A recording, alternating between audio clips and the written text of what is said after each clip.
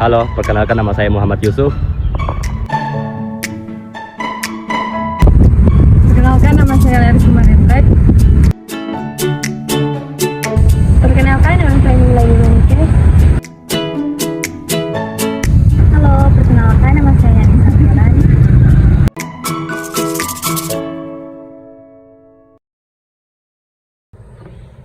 Apa itu rantai pasokan? Rantai pasokan adalah jaringan yang saling terhubung mulai dari tahap awal pengadaan bahan baku hingga produk akhir sampai ke tangan konsumen. Jaringan ini melibatkan berbagai pihak seperti pemasok, produsen, distributor, pengecer, dan juga konsumen. Setiap tahap dalam rantai pasokan memiliki peran penting dalam memastikan produk yang tepat dengan kualitas yang baik dan dalam jumlah yang tepat dapat sampai ke konsumen pada waktu yang tepat juga. Kita masuk ke dalam tujuan rantai pasokan. Yang pertama, memenuhi permintaan pelanggan. Yang kedua, mengoptimalkan biaya. Yang ketiga, meningkatkan efisiensi. Yang keempat, meningkatkan kualitas. Dan yang terakhir, membangun keunggulan kompetitif. Kita masuk ke manfaat rantai pasokan. Yang pertama, peningkatan kepuasan pelanggan. Yang kedua, peningkatan pendapatan. Dan yang terakhir, pengurangan biaya. Selanjutnya adalah siklus manajemen rantai pasokan. Yang pertama adalah perencanaan.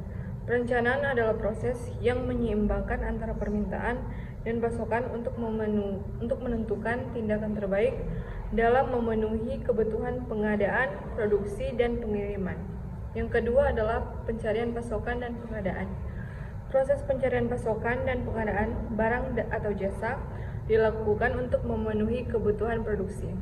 Proses ini meliputi penelusuran pasokan dalam penyedia, pemilihan penyedia, pengiriman dari penyedia, penerimaan dan pemeriksaan, penyelesaian pembayaran kepada penyedia pemasok, dan evaluasi kinerja penyedia. Yang ketiga adalah pembuatan atau produksi. Proses ini adalah proses untuk mentransformasi bahan baku dan komponen menjadi barang atau produk yang akan digunakan oleh pengguna akhir. Yang keempat adalah pengiriman atau pendistribusian. Proses ini adalah proses mengirimkan dan mendistribusikan barang atau jasa ke pengguna akhir. Biasanya meliputi manajemen order, manajemen transportasi, dan distribusi. Kita masuk pada kompleksitas rantai pasokan. Antara lain yang pertama yaitu jenis produk. Produk yang berbeda memiliki tingkat kompleksitas produksi dan distribusi yang berbeda. Contohnya, produk makanan segar memiliki rantai pasokan yang lebih pendek dan lebih sensitif terhadap waktu dibandingkan dengan produk elektronik. Kedua yaitu jumlah tahap. Semakin banyak tahap yang terlibat dalam proses produksi dan distribusi, semakin kompleks rantai pasokan.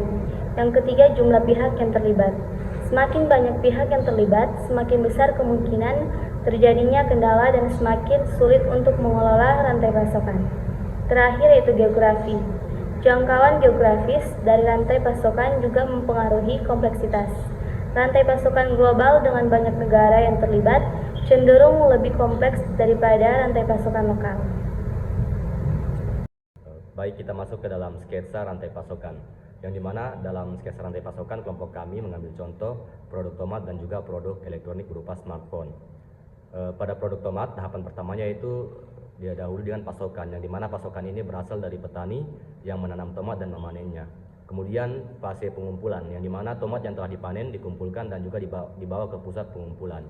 Kemudian ada pemprosesan, yang dimana tomat ini dibersihkan dan juga dikemas agar siap ketika akan didistribusikan. Kemudian masuk ke dalam tahap distribusi, yang dimana tomat yang telah dikemas tadi didistribusikan ke pusat distribusi atau didistribusi langsung ke pasar maupun supermarket. Kemudian ada fase retail, yang dimana tomat dijual di pasar atau supermarket, yang kemudian pada tahap akhir adalah konsumen membeli tomat tersebut. Kemudian lanjut ke contoh yang kedua yaitu produk elektronik atau smartphone, yang dimana tahap pertamanya yaitu ekstraksi bahan baku, yang dimana penambangan mineral untuk membuat komponen elektronik tersebut. Kemudian ada pembuatan komponen, yang dimana pembuatan ini terdiri dari berbagai komponen seperti layar, baterai, maupun prosesor dalam pembuatan tersebut. Kemudian ada perakitan, yang dimana perakitan ini menyusun atau merakit semua komponen menjadi sebuah smartphone. Kemudian ada fase distribusi yang dimana smartphone yang telah dirakit sebelumnya akan didistribusikan secara global. Kemudian ada fase retail yang dimana smartphone ini dijual ke toko-toko elektronik maupun dijual secara online. Kemudian masuk di tahap akhir yang dimana smartphone tersebut telah sampai di tangan konsumen. Jadi sebagai kesimpulannya, rantai pasokan adalah sistem yang kompleks dan dinamis. Memahami kompleksitas rantai pasokan yang sangat penting untuk mengoptimalkan kinerja bisnis dan memberikan nilai tambah bagi konsumen.